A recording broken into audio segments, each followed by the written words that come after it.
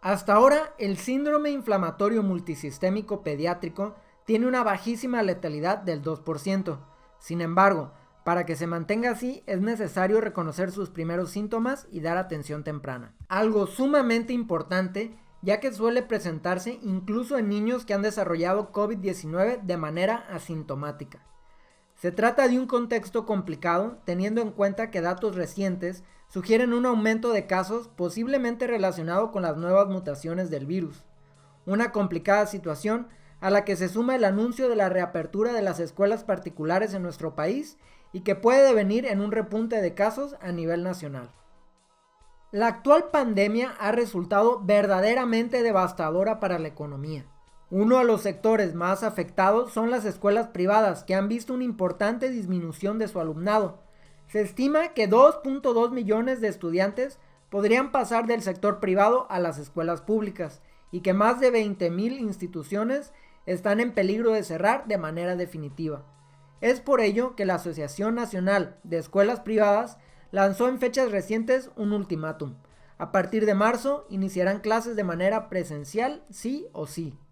Para ello, aseguran mantendrán un aforo no mayor del 60% y además argumentan que prohibírselo resulta en una violación a los derechos de la sociedad en materia educativa. Esta postura fue recibida con una rotunda negativa por parte de las instituciones gubernamentales. De acuerdo con lo estipulado por la SEP, el regreso a clases presenciales solo podrá ser considerado una vez el semáforo epidemiológico pase a verde. Desde inicios de la pandemia, las escuelas fueron cerradas de manera inmediata bajo el argumento de que los niños son superpropagadores de los gérmenes respiratorios. Esto ha suscitado una serie de complicaciones relacionadas con el encierro y la ausencia de clases presenciales.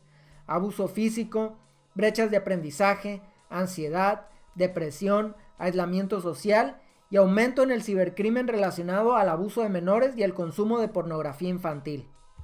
Ante todo esto, resulta contrastante que estudios recientes señalan que los niños no son en realidad los principales transmisores del SARS-CoV-2. De acuerdo a los datos de la Organización Mundial de la Salud, los menores de 18 años representan alrededor del 8% de los casos de COVID-19, un porcentaje bastante bajo si se tiene en cuenta que constituyen el 29% de la población. Pero, por ahora, no existen las condiciones para regresar a clases, dado que las nuevas mutaciones del virus y la falta de una vacunación de los maestros pone en riesgo el repunte de la enfermedad. ¿Y los niños aún pueden enfermarse gravemente de COVID-19? Definitivamente, y con más razón si se tiene en cuenta ciertas comorbilidades como diabetes, obesidad, cáncer u otras afecciones potencialmente mortales.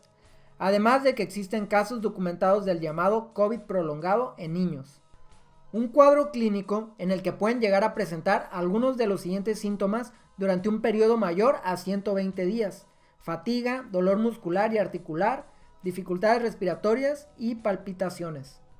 A lo que se suma un estudio reciente en el que se encontró daño cardíaco en 1 de cada 7 competidores deportivos menores de edad y que incluye casos asintomáticos.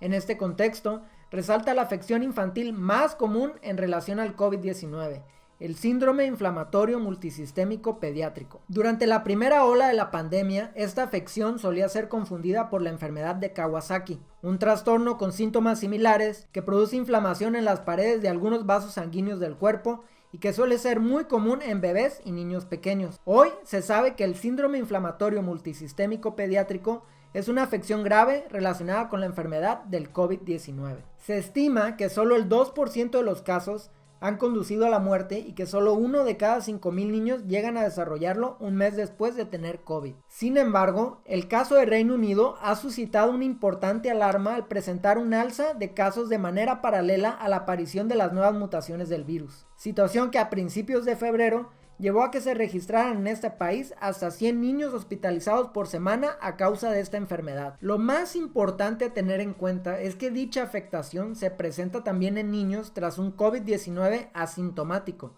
es decir, infantes que pudieran haber enfermado sin que sus padres lo notaran. Por todo esto es importante reconocer los primeros síntomas: erupciones cutáneas, temperatura de hasta 40 grados centígrados, presión arterial peligrosamente baja, vómitos, diarrea, dolor de estómago, sarpullido en la piel, cansancio inusual, latidos rápidos del corazón, respiración rápida, ojos rojos, enrojecimiento o hinchazón de los labios y la lengua, enrojecimiento o hinchazón de las manos o los pies, dolor de cabeza, mareos o aturdimiento y agrandamiento de los ganglios linfáticos. En caso de presentar alguno de los síntomas antes mencionados, se debe contactar a un médico de inmediato.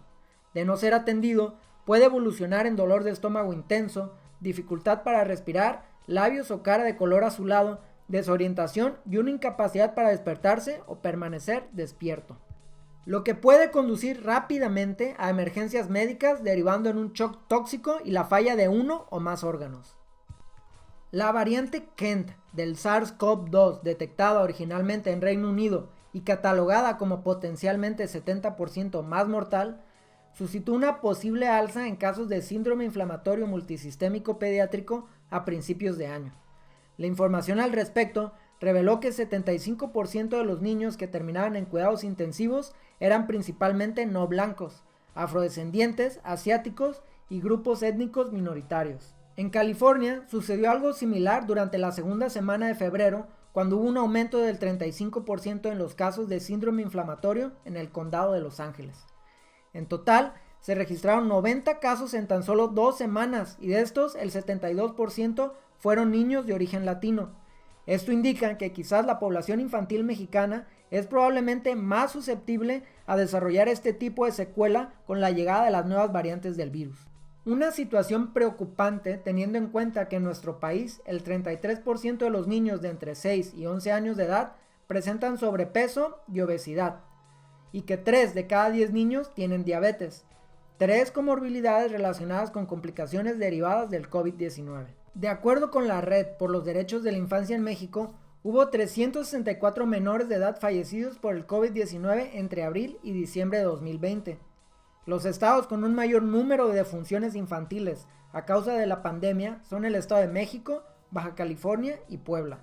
Además de que un sondeo elaborado por Grupo Imagen destacó que en al menos 16 estados de la República carecen de un registro de niños cuyos padres o tutores han muerto a causa del coronavirus.